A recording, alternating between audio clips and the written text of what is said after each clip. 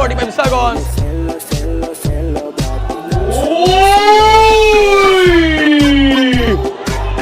What a strong, what a hard foul.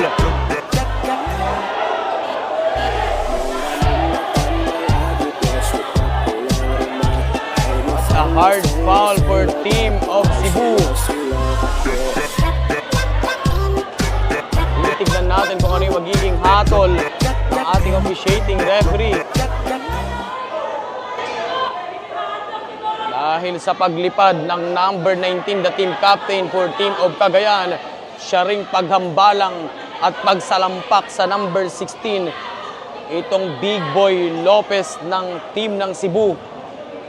Titignan natin kung ano yung magiging hatol at meron pang nangyaring action pagkatapos